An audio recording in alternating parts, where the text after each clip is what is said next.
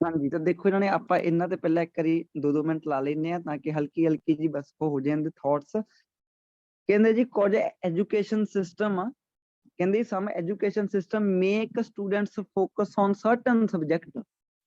ਹਾਂਜੀ ਕਹਿੰਦੇ 15 ਸਾਲ ਦੀ ਏਜ ਹੁੰਦੀ ਹੈ ਜਿਹੜੀ ਬੱਚਿਆਂ ਦੀ, ਜਦੋਂ ਬੱਚੇ 15 ਦੇ ਹੁੰਦੇ ਆ ਤਾਂ ਉਦੋਂ ਬੱਚਿਆਂ ਨੂੰ ਸਰਟਨ ਸਬਜੈਕਟ ਉੱਪਰ ਉਹ ਕਹਿੰਦੇ ਫੋਕਸ ਕਰਾਉਂਦੇ ਆ, ਕੁਝ ਕ ਐਜੂਕੇਸ਼ਨ ਸਿਸਟਮ ਆ ਜੀ। ਤੇ ਦੂਜੇ ਪਾਸੇ ਦੇਖੀਏ ਕੁਝ ਕ ਜਿਹੜੇ ਹੈਗੇ ਆ ਦਸ ਉਹ ਕਹਿੰਦੇ require student to study a wide range of subject until they leave school. ਕਹਿੰਦੇ ਜੀ ਕੁਝ ਕ ਸਟੱਡੀ ਸਿਸਟਮ ਇਦਾਂ ਦੇ ਆ ਜਿਹੜੇ 15 ਸਾਲ ਦੀ ਉਮਰ ਤੇ ਬੱਚਿਆਂ ਨੂੰ ਸਰਟਨ ਸਬਜੈਕਟ ਕੀ ਕਰਾਉਂਦੇ ਆ ਜੀ, ਕਹਿੰਦੇ ਸਟੱਡੀ ਕਰਵਾਉਂਦੇ ਆ।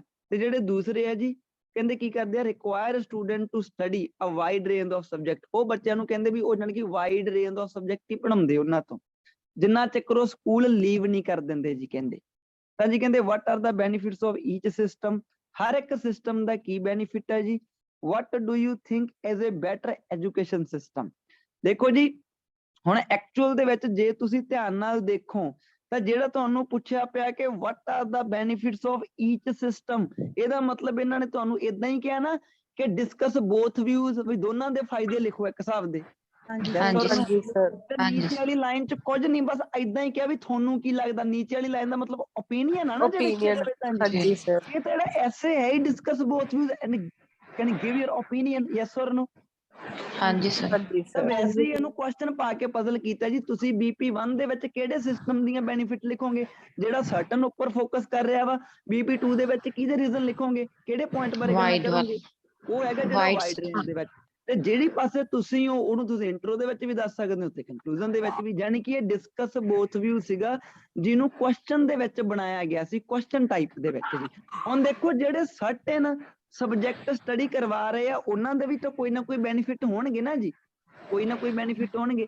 ਦੋ ਕੋਈ ਬੈਨੀਫਿਟ ਸੋਚ ਲਾਂਗੇ ਜੀ ਆਪਾਂ, ਜਿਹੜੇ ਸਰਟਨ ਸਟੱਡੀ ਕਰਵਾਉਂਦੇ ਆ ਸਰਟਨ ਸਬਜੈਕਟ, ਕੁਝ ਜੀ ਵਾਈਡ ਰੇਂਜ ਕਰਵਾਉਂਦੇ ਆ ਜੀ। ਵਾਈਡ ਰੇਂਜ ਦਾ ਮਤਲਬ ਜਿਹਦੇ ਵਿੱਚ ਬਹੁਤ ਜ਼ਿਆਦਾ ਸਬਜੈਕਟ ਆਉਂਦੇ ਆ ਜੀ, ਤਾਂ ਇਹਨਾਂ ਦੇ ਵੀ ਕੋਈ ਨਾ ਕੋਈ ਬੈਨੀਫਿਟ ਹੋਣਗੇ, ਤਾਂ ਹੀ ਤਾਂ ਸਟੱਡੀ ਸਿਸਟਮ ਨੂੰ ਫੋਲੋ ਕਰਦਾ ਜੀ। ਤਾਂ ਦੇਖੋ ਹਲਕੇ ਹਲਕੇ ਜਿਹੇ ਓਕੇ ਪੁਆਇੰਟ ਦੇਖੋ ਸਰਟਨ ਉੱਪਰ ਜਿਹੜੇ ਫੋਕਸ ਕਰ ਰਹੇ ਆ ਉਹਨਾਂ ਦਾ ਮੇਨ ਰੀਜ਼ਨ ਕੀ ਹੋ ਸਕਦਾ ਕਿ ਜੀ ਬੱਚੇ ਤੇ ਬਰਡਨ ਘੱਟ ਪਵੇ, ਯੈਸ অর ਨੋ, ਇਦਾਂ ਹੀ ਹੋ ਸਕਦਾ ਨਾ, ਲੈਸ ਬਰਡਨ, ਹਾਂਜੀ ਸਰ। ਬੱਚੇ ਤੇ ਬਰਡਨ ਘੱਟ ਪਵੇ ਜੀ। ਨੰਬਰ 2 ਤੇ ਇਹ ਹੁਣ ਸਰਟਨ ਸਬਜੈਕਟ ਤਾਂ ਕਰਾ ਰਹੇ ਹੋਣਗੇ ਕਿਉਂਕਿ ਬਾਕੀ ਸਬਜੈਕਟ ਜਿਹੜੇ ਹੈਗੇ ਆ ਜਿਹੜੇ ਛੱਡ ਰਹੇ ਆ, ਹੋ ਸਕਦਾ ਉਹ ਜ਼ਿਆਦਾ ਵੈਲਿਊਏਬਲ ਫਿਊਚਰ ਦੇ ਵਿੱਚ ਨਾ ਹੋਣ ਜੀ।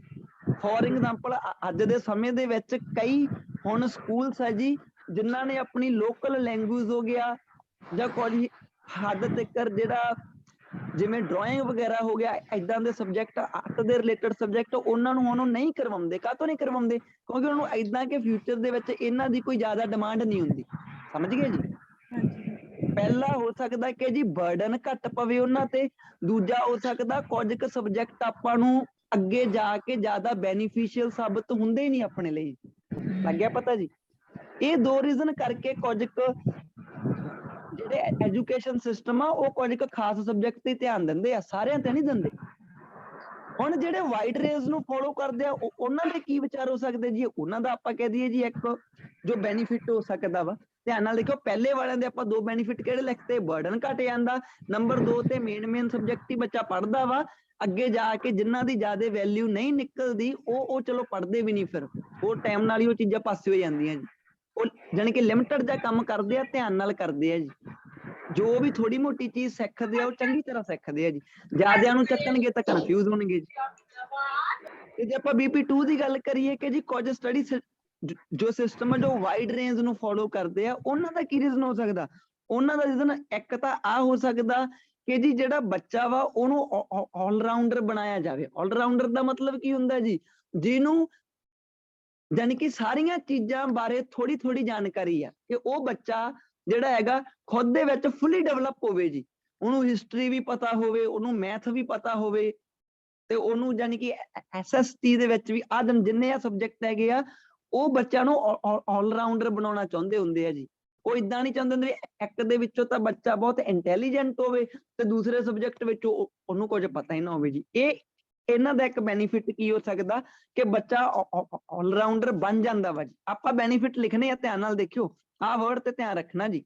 ਦੂਜੇ ਸਿਸਟਮ ਦਾ ਬੈਨੀਫਿਟ ਕੀ ਹੋ ਸਕਦਾ, ਦੂਜੇ ਸਿਸਟਮ ਦਾ ਬੈਨੀਫਿਟ ਹੈ ਕਿ ਇੱਕ ਬੱਚਾ ਆਲਰਾਊਂਡਰ ਬਣ ਸਕਦਾ ਵਾ ਜੀ, ਉਹਨੂੰ ਸਾਰੀਆਂ ਚੀਜ਼ਾਂ ਦੇ ਬਾਰੇ ਜਾਣਕਾਰੀ ਹੋ ਸਕਦੀ ਹੈ ਜੀ। ਦੂਸਰੇ ਨੰਬਰ ਤੇ ਬੈਨੀਫਿਟ ਕੀ ਹੋ ਸਕਦਾ ਜੀ? ਦੂਸਰੇ ਨੰਬਰ ਤੇ ਬੈਨੀਫਿਟ ਹੋ ਸਕਦਾ ਜੀ ਕਿ ਦੇਖੋ ਜੀ 15 ਸਾਲ ਦੀ ਉਮਰ ਜਿਹੜੀ ਹੁੰਦੀ ਆ ਉਦੋਂ ਤੱਕ ਬੱਚੇ ਨੂੰ ਹਜੇ ਪੱਕਾ ਨਹੀਂ ਪਤਾ ਹੁੰਦਾ ਵੀ ਕਿਹੜੀ ਚੀਜ਼ ਵਿੱਚ ਇੰਟਰਸਟ ਉਹਦਾ ਹੈਗਾ ਵਾ ਤੇ ਕਿਹੜੀ ਚੀਜ਼ ਵਿੱਚ ਇੰਟਰਸਟ ਉਹਦਾ ਹੈ ਨਹੀਂ ਗਾ ਜੀ। ਹੁਣ ਦੇਖੋ ਜੇ ਉਹਨੇ ਸਾਰੇ ਸਬਜੈਕਟ ਪੜ੍ਹੇ ਹੋਣਗੇ, ਉਹਨੂੰ ਸਾਰਿਆਂ ਦੇ ਬਾਰੇ ਪਤਾ ਹੋਊਗਾ, ਤਾਂ ਗਾਂਹ ਜਾ ਕੇ ਉਹਨਾਂ ਦੇ ਵਿੱਚੋਂ ਪੂਰਾ ਸਮਝ ਕੇ ਉਹਨਾਂ ਵਿੱਚੋਂ ਇੱਕ ਅੱਧੀ ਚੀਜ਼ ਨੂੰ ਚੂਜ਼ ਕਰਕੇ ਉਹ ਤੇ ਮਾਸਟਰੀ ਕਰ ਸਕਦਾ। ਤੇ ਜੇ ਬਾਈ ਚਾਂਸ ਕਿਸੇ ਬੱਚੇ ਨੂੰ ਕੁਝ ਸਬਜੈਕਟ ਪੜ੍ਹਾਏ ਨਾ ਹੋਣਗੇ ਜੀ, ਤੇ ਗਾਂਹ ਜਾ ਕੇ ਉਹਦੇ ਵਿੱਚ ਇੰਟਰਸਟ ਬਿਲਡ ਜਾਣੀ ਕਿ ਹੋਣਾ ਸ਼ੁਰੂ ਹੋ ਜਾਵੇ, ਉਹਨੂੰ ਉਹ ਚੀਜ਼ ਕਹਿਣ ਕਿ ਵਧੀਆ ਲੱਗੇ, ਫਿਰ ਉਹਨੂੰ ਬੜੀ ਡਿਫੀਕਲਟੀ ਹੋਊਗੀ ਕਿਉਂਕਿ ਉਹ ਸਕੂਲ 'ਚ ਤਾਂ ਪੜ੍ਹਿਆ ਹੀ ਨਹੀਂ ਜੀ ਉਹ ਚੀਜ਼ਾਂ ਨੂੰ। ਇੱਥੇ ਉਹਦੀ ਹੁਣ ਇੱਕ ਉਹਨੂੰ ਘਾਟਾ ਪਊਗਾ। ਤਾਂ ਕਰਕੇ ਜੇ ਆਪਾਂ ਵਾਈਡ ਰੇਂਜ ਆਫ ਸਬਜੈਕਟ ਪੜ੍ਹਦੇ ਆ ਤਾਂ ਬੱਚੇ ਨੂੰ ਸਾਰੀਆਂ ਚੀਜ਼ਾਂ ਬਾਰੇ ਜਾਣਕਾਰੀ ਹੁੰਦੀ ਆ, ਸਾਰਿਆਂ ਦੇ ਵਿੱਚੋਂ ਉਹ ਬਾਅਦ ਚੋਂ ਇੱਕ ਨੂੰ ਕਿਸੇ ਨੂੰ ਪਾਰਟੀਕੂਲਰ ਨੂੰ ਚੂਜ਼ ਕਰ ਸਕਦਾ ਜੀ। ਫੋਰ ਐਗਜ਼ਾਮਪਲ ਤੁਸੀਂ ਕਹੋ ਜੀ, ਮੰਨ ਕੇ ਚੱਲੋ ਕੋਈ ਬੱਚਾ ਤੇ ਉਹਨੂੰ ਨਿੱਕੇ ਹੁੰਦੇ ਨੂੰ 8 ਸਬਜੈਕਟ ਜਿਹੜਾ ਹੈਗਾ ਉਹ ਸਕੂਲ ਦੇ ਵਿੱਚ ਪੜ੍ਹਾਇਆ ਹੀ ਨਹੀਂ ਗਿਆ ਜੀ। ਤੇ ਹੁਣ ਮੰਨ ਕੇ ਚੱਲੋ ਤੁਸੀਂ ਕਹੋ ਵੀ ਸੀਨੀਅਰ ਸੈਕੰਡਰੀ ਸਕੂਲ ਵਿੱਚ ਜਾ ਕੇ ਉਹ ਡਰਾਇੰਗ ਦੇ ਵਿੱਚ ਇੰਟਰਸਟ ਆ ਕਾਫੀ ਜ਼ਿਆਦਾ, ਹੁਣ ਉਹਨੂੰ ਇੱਥੇ ਡਰਾਬੈਕ ਆ ਜੀ ਕਿਉਂਕਿ ਕਾਸ਼ ਉਹਨੇ ਸਕੂਲ ਦੇ ਵਿੱਚ ਪੜ੍ਹਿਆ ਹੁੰਦਾ ਸਬਜੈਕਟ ਸ਼ੁਰੂ ਤੋਂ, ਅੱਜ ਉਹਨੂੰ ਅੱਧ ਤੋਂ ਜ਼ਿਆਦਾ ਚੀਜ਼ਾਂ ਪਤਾ ਹੋਣੀਆਂ ਸੀਗੀਆਂ। ਸੋ ਵਾਈਡ ਰੇਂਜ ਸਬਜੈਕਟ ਪੜ੍ਹਾਉਣ ਦਾ ਇੱਕ ਬੈਨੀਫਿਟ ਕੀ ਆ ਕਿ ਬੱਚੇ ਨੂੰ ਜੇ ਸਾਰੀਆਂ ਚੀਜ਼ਾਂ ਬਾਰੇ ਥੋੜੀ ਥੋੜੀ ਜਾਣਕਾਰੀ ਦੇਵਾਂਗੇ ਤਾਂ ਗਾਂਹ ਜਾ ਕੇ ਜਿਹਦੇ ਵਿੱਚ ਵੀ ਇੰਟਰਸਟ ਉਹਦਾ ਬਿਲਡ ਹੁੰਦਾ ਵਾ, ਗਾਂਹ ਜਾ ਕੇ ਜਿਹਨੂੰ ਵੀ ਉਹਨੇ ਜਿਹੜੇ ਸਬਜੈਕਟ ਨੂੰ ਵੀ ਇੱਕ ਨੂੰ ਚੂਜ਼ ਕਰਨਾ ਵਾ ਤਾਂ ਉਹਦੇ ਕੋਲੇ ਉਹਦੇ ਰਿਲੇਟਡ ਜਾਣਕਾਰੀ ਹੋਊਗੀ ਜੀ, ਕਿਉਂਕਿ ਉਹ ਸਕੂਲ ਦੇ ਵਿੱਚ ਵਾਈਡ ਰੇਂਜ ਆਫ ਸਬਜੈਕਟ ਨੂੰ ਪੜ੍ਹਿਆ ਵਾ ਪਹਿਲਾਂ ਹੀ। ਹਾਂਜੀ ਜੀ, ਕਲੀਅਰ ਹੈ ਜੀ। 2 ਬੈਨੀਫਿਟ ਉਧਰ ਹੋ ਗਏ, 2 ਬੈਨੀਫਿਟ ਇੱਧਰ ਹੋ ਗਏ ਜੀ, ਕੋਈ ਖਾਸ ਔਖਾ ਨਹੀਂ ਸੀਗੇ। ਕਲੀਅਰ ਹੈ ਜੀ ਸਾਰਿਆਂ ਨੂੰ? ਠੀਕ ਹੈ, ਹਾਂਜੀ ਸਰ। ਪੁਆਇੰਟ ਤੁਸੀਂ ਵੀ ਲਿਖ ਸਕਦੇ ਸਰ ਹੋ ਜੀ। ਕਿੰਨੇ ਆਪਾਂ ਬੀਪੀ ਹੋਣਗੇ ਇਹਦੇ? 2 ਬੀਪੀ ਹੋਣਗੇ ਜੀ। ਸਰ ਜਿਹੜਾ ਡ੍ਰੌਪ ਸਰ ਹਾਂਜੀ। opinion ਆਪਾਂ ਜਿਹੜਾ- ਕਿਹਦੇ ਦੇਣਾ ਆਪਾਂ ਲਾਸਟ ਚ? ਤੁਸੀਂ ਇੰਟਰੋ 'ਚ ਵੀ ਦੇ ਸਕਦੇ ਹੋ, ਕਨਕਲੂਜਨ 'ਚ ਵੀ ਦੇ ਸਕਦੇ ਹੋ, ਸਮਝ ਗਏ ਨਾ? ਹਾਂਜੀ, ਇੱਕ ਸਟੂਡੈਂਟ ਡਰਾਬੈਕ ਬਾਰੇ ਗੱਲ ਕਰ ਰਿਹਾ ਸੀ। ਸਰ ਜਿਹੜਾ ਡ੍ਰੌਬੈਕ ਉਹ ਕੰਪੇਅਰ ਕਰਕੇ ਵਿੱਚ ਹੀ ਲਿਖਣਾ ਹੈ ਨਾ, ਜਦੋਂ ਆਪਾਂ ਕੰਪੇਅਰ ਕਰਨਾ ਕਿ ਇਹਦੇ ਕੀ ਤੁਸੀਂ ਬੈਨੀਫਿਟ ਹੈ drawback ਕਿ ਇਹਦਾ ਤੇ ਡ੍ਰੌਬੈਕ ਕੀ ਹੋ ਹਾਂ। ਸਕਦਾ। ਤੁਸੀਂ ਡਰਾਬੈਕ ਨਹੀਂ ਲਿਖਣਾ ਕਿਸੇ ਦੇ ਵੀ, ਮੈਂ ਉਹ ਕੰਪੇਅਰ ਹਾਂਜੀ ਕੀਤਾ ਵਾ ਜਸਟ, ਮੈਂ ਡਰਾਬੈਕ ਤੁਸੀਂ ਨਹੀਂ ਕੰਪੇਅਰ ਹੀ ਲਿਖਿਆ। ਕਹਿ ਰਹੀ ਆ। ਹਾਂ ਬਿਲਕੁਲ ਬਿਲकुल। ਤੇ ਸਰ ਓਪੀਨੀਅਨ ਲੱਗ ਤੋਂ 2 to 3 ਲਾਈਨਸ ਆਫਟਰ ਦੋਨੋਂ BP 1 and 2 ਦੇ ਦਈਏ। ਹਾਂਜੀ ਬਿਲਕੁਲ ਬਿਲਕੁਲ ਜੀ, ਆਹ ਚੀਜ਼ਾਂ ਦਾ ਨਹੀਂ ਕੋਈ ਚੱਕਰ ਪੈਂਦਾ, ਠੀਕ ਹੈ ਨਾ? ਠੀਕ ਹੈ। Don't worry. ਤਾਂ ਦੇਖੋ ਹੁਣ ਇਹ ਆਪਣਾ ਐਸੇ ਚਲੋ ਸੌਖੇ ਲੈਵਲ ਦਾ ਸੀਗਾ, ਇਹ ਬੱਚੇ ਨੂੰ ਜਿਹਨੂੰ ਵੀ ਆਇਆ ਤੇ ਉਹ ਇਹਦੇ ਬਾਰੇ ਸੋਚ ਸਕਦਾ ਸੀ ਜੀ, ਵਧੀਆ ਜੀ। ਹੁਣ ਦੇਖੋ ਜੀ ਅਗਲਾ ਐਸੇ ਆਪਣਾ ਜਿਹੜਾ ਹੈਗਾ ਜੀ, ਇਹਦੇ ਵਿੱਚ ਕੀ ਕਹਿ ਰਿਹਾ, ਹਲਕੇ ਹਲਕੇ ਪੁਆਇੰਟ ਡਿਸਕਸ ਕਰਾਂਗੇ। ਕਹਿੰਦੇ ਜੀ ਕੁਝ ਯਾਨੀ ਕਿ ਟ੍ਰੈਡੀਸ਼ਨ ਤੇ ਕਸਟਮਸ ਹੁੰਦੇ ਆ, ਉਹ ਕਹਿੰਦੇ ਕਿ ਮਸਟ ਬੀ ਸਟਾਪਡ, ਉਹਨਾਂ ਨੂੰ ਸਟਾਪ ਕਰ ਦੇਣਾ ਚਾਹੀਦਾ, ਔਰ ਗਿਵਨ ਅਪ ਜਾਂ ਉਹਨਾਂ ਨੂੰ ਛੱਡ ਦੇਣਾ ਚਾਹੀਦਾ ਜੀ। ਕਹਿੰਦੇ ਕੁਝ ਕੁ ਟ੍ਰੈਡੀਸ਼ਨ ਤੇ ਕਸਟਮਸ ਆ, ਰੀਤੀ ਰਿਵਾਜ ਜਿਹੜੇ ਕਹਿੰਦੇ ਹੈਗੇ ਆ ਜੀ ਪੁਰਾਣੇ, ਉਹਨਾਂ ਨੂੰ ਕਹਿੰਦੇ ਜੀ ਸਟਾਪ ਕਰ ਦੇਣਾ ਚਾਹੀਦਾ ਜਾਂ ਉਹਨਾਂ ਨੂੰ ਛੱਡ ਦਿੱਤਾ ਜਾਣਾ ਚਾਹੀਦਾ। To what extent do you agree or disagree? ਬਈ ਤੁਸੀਂ ਕਿਸ ਹੱਦ ਤੱਕ ਐਗਰੀ ਹੋ ਜਾਂ ਤੁਸੀਂ ਜੀ ਓਕੇ ਡਿਸਐਗਰੀ ਹੋ ਜੀ। ਤਾਂ ਇਹਦੇ ਵਿੱਚ ਪਾਰਸ਼ੀਅਲੀ ਜਾਣ ਤੇ ਥੋੜੀ ਦਿੱਕਤ ਹੋ ਸਕਦੀ ਹੈ ਜੀ। ਤਾਂ ਜਾਂ ਤੁਸੀਂ ਜੇ ਪਾਰਸ਼ੀਅਲੀ ਜਾਣਾ ਹੋਵੇ ਤਾਂ ਤੁਸੀਂ ਇੱਕ ਕੰਡੀਸ਼ਨ ਵੀ ਲਾ ਸਕਦੇ ਹੋ, ਆਪਾਂ ਡਿਸਕਸ ਕਰਾਂਗੇ ਉਹ। ਤਾਂ ਮੇਨਲੀ ਜੇ ਆਪਾਂ ਦੇਖੀਏ ਕਿ ਜੇ ਤੁਸੀਂ ਫੁੱਲੀ ਐਗਰੀ ਹੁੰਦੇ ਹੋ ਜੀ, ਮੰਨ ਕੇ ਲਓ ਮੈਂ ਫੁੱਲੀ ਐਗਰੀ ਹੋ ਗਿਆ ਜੀ, ਮੈਂ ਫੁੱਲੀ ਐਗਰੀ ਹੋ ਗਿਆ, ਮੈਂ ਕਿਹਾ ਜੀ ਬਿਲਕੁਲ ਜੀ ਮੈਂ ਇਹ ਚੀਜ਼ ਨਾਲ ਫੁੱਲੀ ਐਗਰੀ ਹਾਂ ਕਿ ਕੁਝ ਟ੍ਰੈਡੀਸ਼ਨ ਤੇ ਕਸਟਮਸ ਆ ਜੀ। ਧਿਆਨ ਨਾਲ ਦੇਖਿਓ, ਮੂਰਲੇ ਵਰਡ ਤੇ ਧਿਆਨ ਰੱਖਿਓ ਜੀ, ਉਹ ਤੁਹਾਨੂੰ ਸਾਰੇ ਟ੍ਰੈਡੀਸ਼ਨ ਜਾਂ ਕਸਟਮ ਨਹੀਂ ਕਹਿ ਰਹੇ, ਉਹ ਤੁਹਾਨੂੰ ਕੁਝ ਕੁ ਕਹਿ ਰਹੇ ਆ ਜੀ। ਤੁਹਾਨੂੰ ਕਹਿੰਦੇ ਜੀ ਕੁਝ ਕੁ ਟ੍ਰੈਡੀਸ਼ਨ ਤੇ ਕਸਟਮਸ ਆ ਜਿਹਨਾਂ ਨੂੰ ਜਾਂ ਤਾਂ ਸਟਾਪ ਕੀਤਾ ਚਾਹੀਦਾ ਜਾਂ ਗਿਵਨ ਅਪ ਜੀ। To what extent do you agree or disagree? ਤੁਸੀਂ ਕਹੋ ਜੀ ਬਿਲਕੁਲ ਜੀ ਮੈਂ ਫੁੱਲੀ ਐਗਰੀ ਹਾਂ ਜੀ। ਜੇ ਤੁਸੀਂ ਐਗਰੀ ਹੁੰਦੇ ਹੋ ਫਾਈਨਲ 'ਚ, ਤਾਂ ਕਿਉਂ ਤੁਸੀਂ ਫੁੱਲੀ ਐਗਰੀ ਹੋ ਜੀ? ਤੁਸੀਂ ਕਹੋ ਬਿਲਕੁਲ ਜੀ ਕੁਝ ਕੁ ਟ੍ਰੈਡੀਸ਼ਨਸ ਤੇ ਕਸਟਮਸ ਹੈਗੇ ਆ ਜੀ ਜੋ ਤੁਸੀਂ ਕਹਿ ਦਿਓ ਜਾਨੀ ਕਿ ਲੌਜੀਕਲ ਨਹੀਂਗੇ ਜੀ ਇੰਨੇ, ਬਈ ਉਹਨਾਂ ਦਾ ਕੋਈ ਮੇਨ ਆਪਾਂ ਕਹਿ ਦਈਏ ਬਾਲੀ ਸੈਂਸ ਨਹੀਂ ਨਿਕਲਦੀ ਜੀ ਉਹਨਾਂ ਦੀ, ਬਲਕਿ ਉਹ ਲੋਕਾਂ ਨੂੰ ਸੁਪਰਸਟੀਸ਼ੀਅਸ ਬਣਾਉਂਦੇ ਆ ਜੀ, ਉਹ ਵਹਿਮ ਭਰਮਾਂ ਦੇ ਵਿੱਚ ਪਾਉਂਦੇ ਆ ਜੀ, ਵਹਿਮ ਭਰਮਾਂ ਦੇ ਵਿੱਚ। ਤਾਂ ਮੈਨੂੰ ਲੱਗਦਾ ਜੀ ਉਹ ਕਸਟਮਸ ਟ੍ਰੈਡੀਸ਼ਨਸ ਜਿਹੜੇ ਹੈਗੇ ਆ ਉਹ ਆਪਾਂ ਨੂੰ ਸਟਾਪ ਕਰ ਦੇਣੇ ਚਾਹੀਦੇ ਆ ਜੀ। ਤੁਹਾਡਾ ਪਹਿਲਾ ਰੀਜ਼ਨ ਕੀ ਆ? ਬਿਲਕੁਲ ਜੀ ਮੈਂ ਫੁੱਲੀ ਐਗਰੀ ਹਾਂ। ਮੇਰਾ ਪਹਿਲਾ ਕਾਰਨ ਆ ਕਿ ਬਿਲਕੁਲ ਜੀ ਕੁਝ ਕੁ ਕਸਟਮ ਤੇ ਟ੍ਰੈਡੀਸ਼ਨਸ ਨੂੰ ਸਟਾਪ ਕਰ ਦੇਣਾ ਚਾਹੀਦਾ ਜਾਂ ਗਿਵਨ ਅਪ ਕਰ ਦੇਣਾ ਚਾਹੀਦਾ, ਕਿਉਂਕਿ ਕੁਝ ਕੁ ਟ੍ਰੈਡੀਸ਼ਨਸ ਤੇ ਕਸਟਮ ਏਦਾਂ ਦੇ ਆ ਜਿਹੜੇ ਲੋਕਾਂ ਨੂੰ ਸੁਪਰਸਟੀਸ਼ੀਅਸ ਬਣਾਉਂਦੇ ਆ ਜੀ। ਉਹਨਾਂ ਦੇ ਪਿੱਛੇ ਕੋਈ ਲੌਜੀਕਲ ਥਿੰਕਿੰਗ ਵਾਲੀ ਕੰਮ ਨਹੀਂ ਕਰਦੀ, ਕੋਈ ਠੋਸ ਸਬੂਤ ਨਹੀਂ ਆਪਣੇ ਕੋਲੇ ਹੁੰਦਾ ਜੀ। ਫੋਰ ਐਗਜ਼ਾਮਪਲ ਤੁਸੀਂ ਕਹੋ ਜੀ ਕੁਝ ਕੁ ਚੀਜ਼ਾਂ ਇੱਥੇ ਦੇਖੀਆਂ ਜਾਂਦੀਆਂ, ਜਿਵੇਂ ਤੁਸੀਂ ਕੁਝ ਵੀ ਪੁਰਾਣੀਆਂ ਚੀਜ਼ਾਂ ਚੱਕ ਲਓ ਜੀ, ਕੁਝ ਜਾਣੀ ਕਿ ਟ੍ਰੈਡੀਸ਼ਨਸ ਤੇ ਕਸਟਮਸ ਪੁਰਾਣੇ, ਜਿਨ੍ਹਾਂ ਦੇ ਪਿੱਛੇ ਕੋਈ ਜਾਣੀ ਕਿ ਲੌਜਿਕ ਹੈ ਨਹੀਂ ਗੇ ਜੀ। ਫੋਰ ਐਗਜ਼ਾਮਪਲ ਜੇ ਆਪਾਂ ਪੁਰਾਣਾ ਕੋਈ ਕਸਟਮ ਜਾਂ ਟ੍ਰੈਡੀਸ਼ਨ, ਜਿਵੇਂ ਤੁਸੀਂ ਕਹਿ ਦਿਓ ਜੀ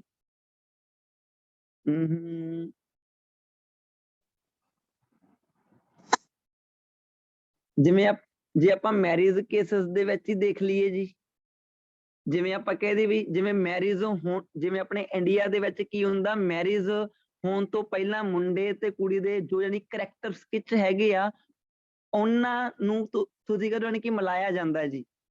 ਜਾਂ ਕਈ ਵਾਰੀ ਇੱਕ ਟਰਮ ਜਿਹਨੂੰ ਆਪਾਂ ਕਿ ਮਗਲੀਕ ਕਹਿ ਦਿੰਦੇ ਆ ਜੀ, ਮਗਲੀਕ ਦਾ ਤੁਸੀਂ ਮੀਨਿੰਗ ਬਾਅਦ ਚੋਂ ਲਿਖ ਸਕਦੇ ਹੋ। ਮਗਲੀਕ ਦਾ ਮਤਲਬ ਕਿ ਜਿਹੜਾ ਬੰਦਾ ਸੁਟੇਬਲ ਹੈ ਨਹੀਂ ਕਿਸੇ ਲਈ, ਉਹਦੇ ਲਈ ਤੁਸੀਂ ਕਹਿ ਰਹੇ ਹੋ ਜੀ ਕਾਫੀ ਵਹਿਮ ਭਰਮ ਹੈਗੇ ਆ ਜੀ। ਜਾਂ ਜਿਵੇਂ ਕਰੈਕਟਰ ਸਕਿੱਚ ਯਾਨੀ ਕਿ ਮਿਲਾਏ ਜਾਂਦੇ ਆ ਕਿ ਕਿੰਨੇ ਗੁਣ ਮੈਚ ਹੋ ਗਏ ਨਹੀਂ, ਆਹ ਚੀਜ਼ਾਂ ਲੋਕਾਂ ਨੂੰ ਸੁਪਰਸਟੀਸ਼ੀਅਸ ਬਣਾਉਂਦੀਆਂ ਜੀ।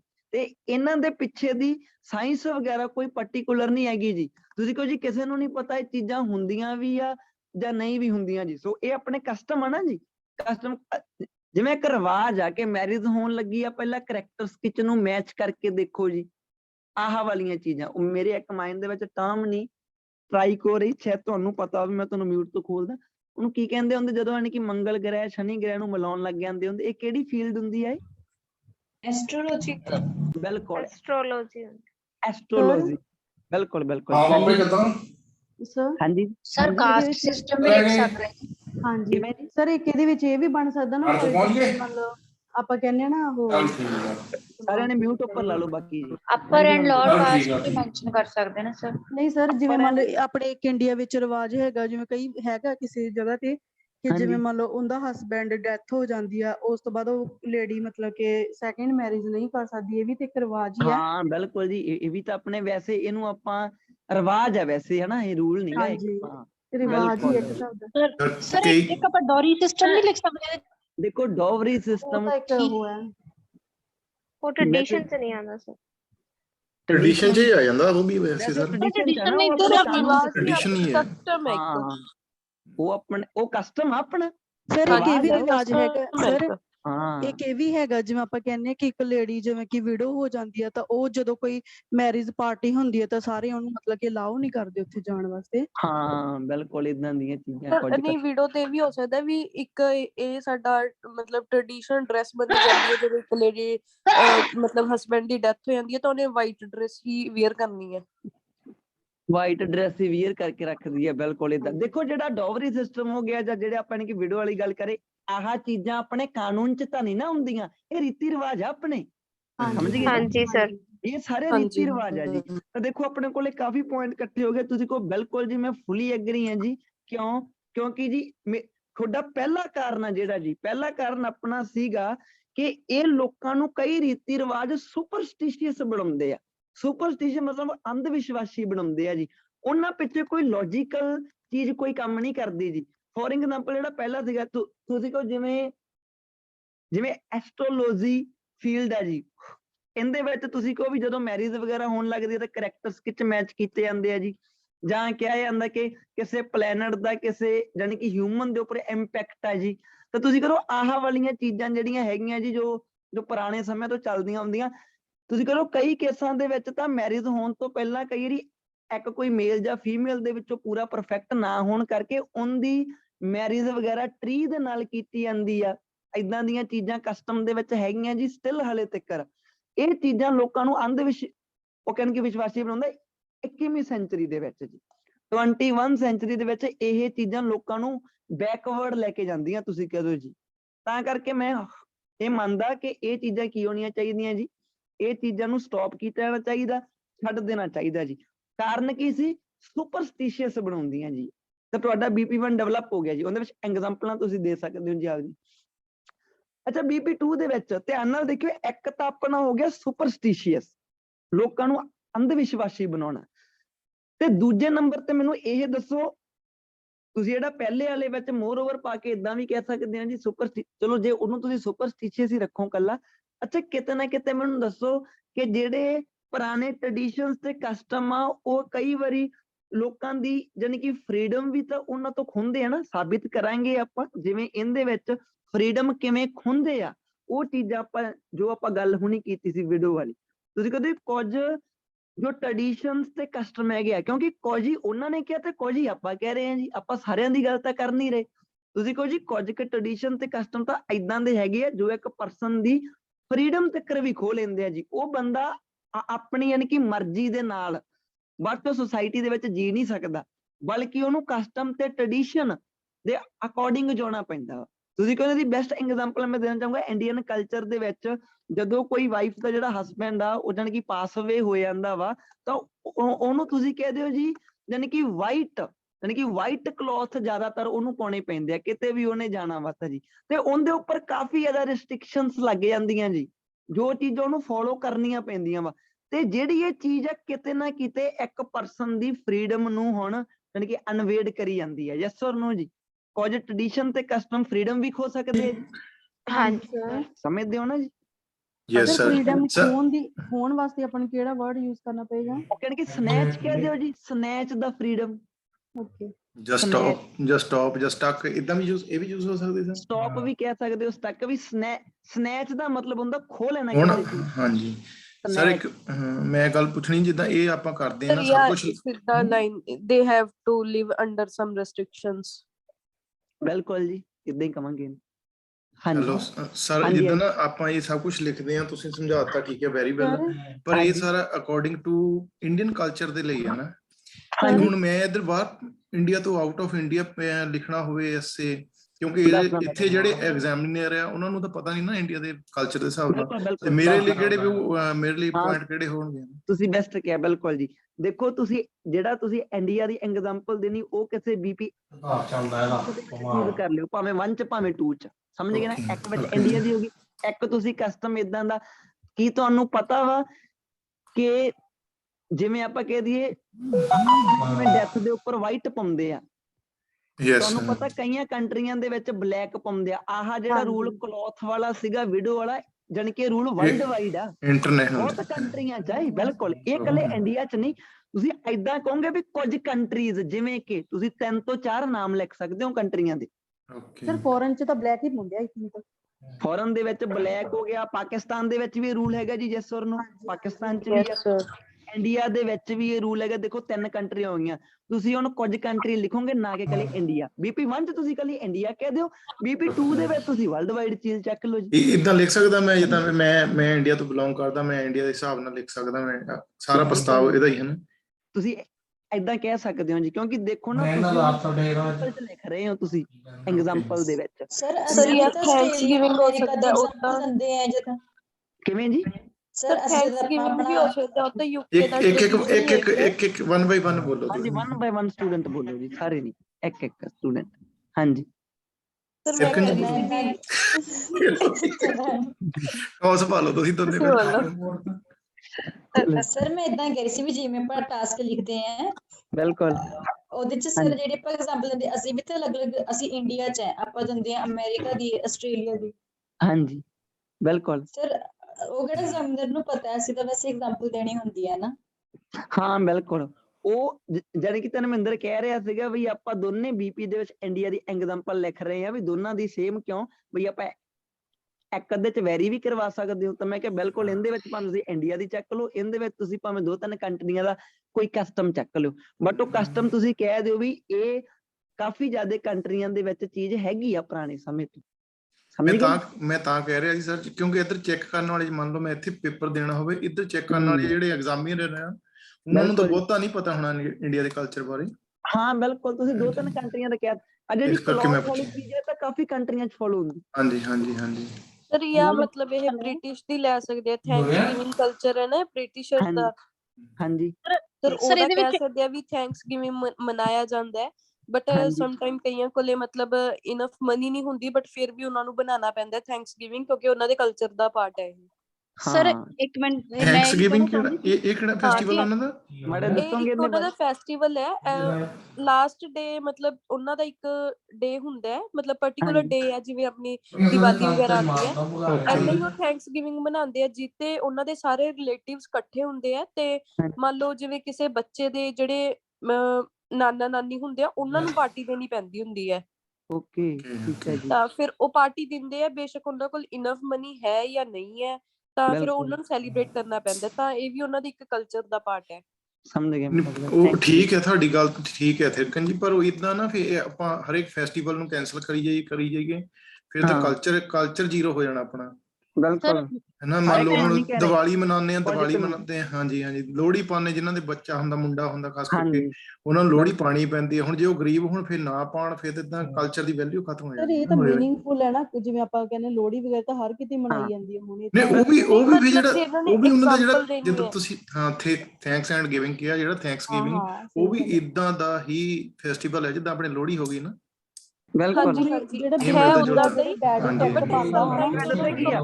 ਮੈਂ ਤੁਹਾਨੂੰ ਚੀਜ਼ ਦੱਸਦਾ ਇੱਥੇ ਇੱਕ, ਹਾਂਜੀ ਇਹਦੇ ਵਿੱਚ ਆਪਾਂ ਸਿੱਧਾ ਉਹ ਕਸਟਮ ਤੇ ਟ੍ਰੈਡੀਸ਼ਨ ਨੂੰ ਨਹੀਂ ਯਾਨੀ ਕਿ ਟਾਰਗੇਟ ਕਰ ਰਹੇਗੇ, ਬਸ ਸਭ ਤੋਂ ਪਹਿਲਾਂ ਦੱਸ ਰਹੇ ਹੁੰਨੇ ਆ ਕਿ ਮੇਰਾ ਇਹਨਾਂ ਨੂੰ ਸਟਾਪ ਕਰਾਉਣ ਦੇ ਪਿੱਛੇ ਰੀਜ਼ਨ ਕੀ ਹੈ। ਜਿਵੇਂ ਆਪਣਾ ਸੀਗਾ ਸੁਪਰਸਟੀਸ਼ੀਅਸ ਬਣਾ ਦੇਣਾ ਲੋਕਾਂ ਨੂੰ, ਉਹ ਵਾਲੇ। ਜਿਵੇਂ ਦੂਜੇ ਨੰਬਰ ਤੇ ਆਪਾਂ ਕਿਹੜਾ ਚੂਜ਼ ਕੀਤਾ ਕਿ ਫਰੀडम ਸਨੈਚ ਕਰਦੇ ਆ ਕਈ, ਉਹ ਵਾਲੇ, ਠੀਕ ਹੈ ਜੀ।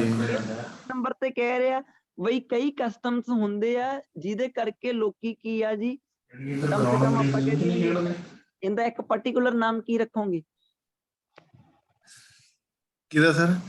ਜਿਵੇਂ ਇੱਕ ਪਾਰਟਿਕੂਲਰ ਨਾਮ ਰੱਖਣਾ ਪੈਣਾ। ਪਹਿਲਾ ਸੀਗਾ ਲੋਕਾਂ ਨੂੰ ਸੁਪਰਸਟੀਸ਼ੀਅਸ ਬਣਾਉਂਦੇ ਆ, ਲੋਕਾਂ ਦੀ ਫਰੀडम ਖੋਲ ਲੈਂਦੇ ਆ। ਤੀਸਰਾ ਇਹਨੂੰ ਕੀਵਰਡ, ਵੀ ਤੁਹਾਡਾ ਰੀਜ਼ਨ ਕੀ ਹੈ ਇਹਦੇ ਪਿੱਛੇ ਮੇਨ? ਮੈਂਟਲੀ ਸਟ੍ਰੈਸ ਦੇਣ ਲਈ। ਮੈਂਟਲੀ ਸਟ੍ਰੈਸ ਜਾਂ ਬਰਡਨ ਪੁੱਟ ਕਰਦਾ। ਹਾਂ ਬਰਡਨ, ਬਿਲਕੁਲ ਜੀ ਬਰਡਨ। ਸਰ ਮੈਂ ਇਹ ਕਹਿੰਦੀ ਸੀ ਸਰ, ਇਹਦੇ ਵਿੱਚ ਆਪਾਂ ਨੂੰ ਕਲਚਰ ਨਾਲੋਂ ਇਹਨਾਂ ਨੇ ਆਪਣੀ ਇੰਗਲਿਸ਼ ਲੈਂਗੁਏਜ ਹੀ ਚੈੱਕ ਕਰਨੀ ਹੈ ਵੀ ਕਲਚਰ ਨਾਲ ਵੀ ਕੁਝ ਹੈਗਾ। ਪਰ ਟਾਸਕ ਰਿਸਪੌਂਸ ਵੀ ਚਾਹੀਦਾ ਨਾ ਵਿੱਚ। ਰਿਸਪੌਂਸ ਚਾਹੀਦਾ ਨਾ ਸਰ। ਇਹਦੇ ਵਿੱਚ ਇਹ ਵੀ ਬਣ ਸਕਦਾ ਨਾ ਵੀ ਇਹਦਾ ਆਪਾਂ ਲਿਖ ਸਕਦੇ ਡਰੋਬੈਕ ਇਹ ਹੋ ਸਕਦਾ ਕਿ ਜੇ ਉਹਨਾਂ ਦੇ ਮਤਲਬ ਫਰੀडम ਛੀਨੀ ਜਾਂਦੀ ਹੈ ਤਾਂ ਕਿਤੇ ਨਾ ਕਿਤੇ ਉਹ ਮਜਬੂਰ ਵੀ ਹੋ ਸਕਦੇ ਆ ਸੁਸਾਈਡ ਕਰਨ ਵਾਸਤੇ। ਉਹ ਵੀ ਬੈਡ ਉਹ ਇੱਕ ਰਿਜ਼ਲਟ ਕੱਢ ਸਕਦੇ ਹੋ, ਬਟ ਬਾਲਾ ਹੁੰਦੇ। ਹਾਂ ਰਿਜ਼ਲਟ ਬਿਲਕੁਲ ਜੀ, ਆਹ ਚੀਜ਼ ਦਾ ਰਿਜ਼ਲਟ ਕੱਢ ਸਕਦੇ ਹੋ ਤੁਸੀਂ। ਹਾਂਜੀ ਉਹੀ ਕਹਿ ਰਹੀ ਮੈਚ ਹੋ ਜਾਂਦੀ ਜਿਹੜੀ ਕਨਕਲੂਜਨ ਚ ਲਿਖ ਦਿੰਦੇ। ਤਾਂ ਦੇਖੋ ਧਿਆਨ ਨਾਲ ਦੇਖਿਓ, ਉਹਨਾਂ ਨੇ ਆਪਾਂ ਨੂੰ ਕਿਹਾ ਸੀਗਾ ਕੁਝ ਟ੍ਰੈਡੀਸ਼ਨ। ਹਾਂਜੀ ਹੁਣ ਆਪਾਂ ਕਿਹੜੇ ਟ੍ਰੈਡੀਸ਼ਨ ਚੂਜ਼ ਕੀਤੇ? ਜਿਹੜੇ ਲੋਕਾਂ ਨੂੰ ਸੁਪਰਸਟੀਸ਼ੀਅਸ ਬਣਾਉਂਦੇ ਆ ਉਹ ਬੰਦ ਕਰੋ ਜੀ, ਜਿਹੜੇ ਲੋਕਾਂ ਦੀ ਫਰੀडम ਸਿੱਧੀ ਸਨੈਚ ਕਰ ਦਿੰਦੇ ਆ ਉਹ ਵਾਲੇ ਬੰਦ ਕਰੋ ਜੀ। ਵੈਸੇ ਤੁਸੀਂ ਆ ਦੋਨਾਂ ਤੇ BP 1 ਤੇ 2 ਬਣਾ ਸਕਦੇ ਹੋ, ਇਹਨਾਂ ਦੋਨਾਂ ਤੇ ਜੀ। BP 1 ਨੈਟ ਤੇ BP 2 ਇਹਦੇ ਉੱਪਰ। ਤੀਸਰਾ ਤੁਸੀਂ ਬਣਾ ਸਕਦੇ ਹੋ ਬਿਲਕੁਲ ਜੀ ਮੇਰੇ ਹਿਸਾਬ ਨਾਲ ਕੁਝ ਇੱਕ ਟ੍ਰੈਡੀਸ਼ਨ ਤੇ ਕਸਟਮ ਬੰਦ ਹੋਣੇ ਚਾਹੀਦੇ ਆ ਜੋ ਥੋੜਾ ਜਿਹਾ ਲੋਕਾਂ ਤੇ ਜ਼ਿਆਦਾ ਯਾਨੀ ਕਿ ਮੈਂਟਲ ਸਟ੍ਰੈਸ ਜਾਂ ਬਰਡਨ ਦਾ ਕਾਰਨ ਬਣ ਜਾਂਦੇ ਆ। ਇਹ ਤੁਸੀਂ ਇਹਦੇ ਚ ਲਿਖ ਸਕਦੇ ਹੋ ਜੀ ਵੈਸੇ। ਪਰ ਇਹਦੋਂ ਜੇ ਤੁਸੀਂ ਏਦਾਂ ਕਹਿਣਾ ਹੋਵੇ, ਮੰਨ ਕੇ ਤੁਸੀਂ ਕਹਤਾ ਬਿਲਕੁਲ ਜੀ ਮੈਂ ਮੰਨਦਾ ਵਾਂ ਕਿ ਕੁਝ ਕੁ ਟ੍ਰੈਡੀਸ਼ਨ ਤੇ ਕਸਟਮਸ ਸਟਾਪ ਹੋਣੇ ਚਾਹੀਦੇ ਆ ਤੇ ਗਿਵਨ ਅਪ ਹੋਣੇ ਚਾਹੀਦੇ ਆ, ਬਟ ਸਿਰਫ ਉਹੋ ਹੀ ਹੋਣੇ ਚਾਹੀਦੇ ਆ ਜਿਹੜੇ ਲੋਕਾਂ ਨੂੰ ਸੁਪਰਸਟੀਸ਼ੀਅਸ ਬਣਾਉਂਦੇ ਆ ਜਾਂ ਜਿਹੜੇ ਲੋਕਾਂ ਦੀ ਫਰੀडम ਛੀਨਦੇ ਆ, ਨਾ ਕਿ ਸਾਰੇ ਹੋਣੇ ਚਾਹੀਦੇ ਆ। ਕਿਉਂਕਿ ਕੁਝ ਕੁ ਆਪਾਂ ਨੂੰ ਕੋਈ ਚੰਗੇ ਰਸਤੇ ਵੀ ਪਾਉਂਦੇ ਆ। ਹੁਣ ਤੁਹਾਡੇ ਮੰਨ ਕੇ ਲਓ 2 BP ਬਣ ਗਏ ਜੀ ਉਹਦੇ ਉੱਪਰ, ਤੁਸੀਂ ਬਿਲਕੁਲ ਚਾਹੁੰਦੇ ਹੋ ਕਿ ਕੁਝ ਕੁ ਬੰਦ ਹੋਣੇ ਚਾਹੀਦੇ ਆ ਜੀ, ਬਿਲਕੁਲ ਤੁਸੀਂ ਯਾਨੀ ਕਿ ਰੀਜ਼ਨ ਵੀ ਦੇਤੇ। ਤੇ ਹੁਣ ਤੁਹਾਡੀ ਲੈਂਥ ਥੁੜ ਰਹੀ ਆ, ਹੁਣ ਤੁਸੀਂ ਇੱਕ ਅੱਧਾ ਚੰਗਾ ਕਸਟਮ ਚੂਜ਼ ਕਰ ਸਕਦੇ ਹੋ ਜਿਹੜਾ ਨਾ ਹੀ ਲੋਕਾਂ ਨੂੰ ਸੁਪਰਸਟੀਸ਼ੀਅਸ ਜਾਣੀ ਕਿ ਬਣਾ ਰਿਹਾ, ਨਾ ਹੀ ਫਰੀडम ਖੋ ਰਿਹਾ, ਨਾ ਹੀ ਕੋਈ ਉਹਦਾ ਡਰਾਬੈਕ ਆ, ਬਲਕਿ ਉਹ ਲੋਕਾਂ ਨੂੰ ਕੋਈ ਬਹੁਤ ਵਧੀਆ ਸਿੱਖ ਦੇ ਰਿਹਾ ਵਾ ਜੀ। ਉਹ ਤੁਸੀਂ ਉਹ ਤੀਜੀਆਂ ਲਾਈਨ ਚ ਕਹਿ ਸਕਦੇ ਹੋ, 3 ਲਾਈਨ ਚ ਵੀ ਆਹਾ ਜਿਹੜੇ ਏਦਾਂ ਦੇ ਆ ਇਹ ਚੱਲਦੇ ਹੀ ਰਹਿਣੇ ਚਾਹੀਦੇ ਆ ਜੀ। ਤੇ ਹੁਣ ਤੁਸੀਂ ਆਪਣੇ ਕਨਕਲੂਜਨ ਚ ਵੀ ਕੀ ਕਿਹਾ? ਬਿਲਕੁਲ ਜੀ ਮੈਂ ਮੰਨਦਾ ਵਾਂ, ਮੈਂ ਫੁੱਲੀ ਐਗਰੀ ਹਾਂ ਕਿ ਕੁਝ ਕੁ ਟ੍ਰੈਡੀਸ਼ਨ ਸਟਾਪ ਤੇ ਗਿਵਨ ਅਪ ਕਰ ਦੇਣੇ ਚਾਹੀਦੇ ਆ, ਬਟ ਜਿਹੜੇ ਆਪਣੇ ਲਈ ਚੰਗੇ ਆ ਉਹਨਾਂ ਨੂੰ ਸਟਿਲ ਕੰਟੀਨਿਊ ਰੱਖਿਆ ਜਾਣਾ ਚਾਹੀਦਾ ਜੀ। ਸਮਝ ਲੱਗੀ ਮੈਂ ਟਾਸਕ ਰਿਸਪੌਂਸ ਕਿਵੇਂ ਦਿੱਤਾ ਜਾਂਦਾ? ਮੰਨਦਾ ਤਾਂ ਮੈਂ ਸਟਿਲ ਆ ਨਾ ਵੀ ਬੰਦ ਹੋਣੇ ਚਾਹੀਦੇ ਕੁਝ ਕੁ ਸਟਾਪ ਜਾਂ ਗਿਵਨ ਅਪ। ਹੁਣ ਜੇ ਤੁਹਾਡੀ ਤੁਸੀਂ 2 BP ਇਹਦੇ ਉੱਪਰ ਬਣਾ, ਆ BP 1 ਹੋ ਗਿਆ, ਆ BP 2 ਹੋ ਗਿਆ। ਹੁਣ ਤੁਸੀਂ ਕੋਈ ਚੰਗਾ ਕਸਟਮ ਸੋਚ ਸਕਦੇ ਹੋ ਜੀ ਜਿਹਦੇ ਕਰਕੇ ਕੋਈ ਬੈਨੀਫਿਟ ਹੁੰਦਾ ਲੋਕਾਂ ਨੂੰ। ਹਾਂਜੀ ਫਿਰ ਤਾਂ ਸਾਰੇ ਫੈਸਟੀਵਲ ਕਰ ਸਕਦੇ, ਜਿੱਦਾਂ ਕ੍ਰਿਸਮਸ ਹੋ ਗਿਆ, ਈਦ ਹੋ ਗਈ ਆ। ਹਾਂ ਵੀ ਇਹ ਚੱਲਦੇ ਰਹਿਣੇ ਚਾਹੀਦੇ ਆ। ਧਿਆਨ ਨਾਲ। ਹਾਂ ਮੈਂ ਤੁਹਾਨੂੰ ਦੱਸਦਾ ਜੀ, ਤੁਸੀਂ ਇਹਨਾਂ ਨੂੰ ਏਦਾਂ ਕਹਿ ਸਕਦੇ ਹੋ ਕਿ ਓਕੇ ਜੀ, ਤੁਸੀਂ ਕਹੋ ਜੀ ਕੁਝ ਕੁ ਕਸਟਮਸ ਤੇ ਟ੍ਰੈਡੀਸ਼ਨ ਏਦਾਂ ਦੇ ਹੈਗੇ ਆ ਜੀ ਜੋ ਲੋਕਾਂ ਨੇ ਹਿਊਮੈਨਿਟੀ ਨਾਲ ਜੋੜਦੇ ਆ ਜੀ, ਇਨਸਾਨੀਅਤ ਦੇ ਯਾਨੀ ਕਿ ਪਰਪਸ ਤੋਂ ਆ ਜੀ ਉਹ ਚੀਜ਼ਾਂ। ਉਹ ਜਿਹੜੇ ਕਸਟਮਸ ਆ ਉਹਨਾਂ ਨੂੰ ਤੁਸੀਂ ਕਹੋ ਬਈ ਲੋਕਾਂ ਨੂੰ ਸਟਾਪ ਨਹੀਂ ਕੀਤਾ ਜਾਣਾ ਚਾਹੀਦਾ। ਫੋਰ ਐਗਜ਼ਾਮਪਲ ਕੋਈ ਇਦਾਂ ਦਾ ਕਸਟਮ ਹੋਵੇ ਜੀ, ਫੋਰ ਐਗਜ਼ਾਮਪਲ ਇਹੀ ਗਿਆ ਮੈਂ 2 ਕੇਸ।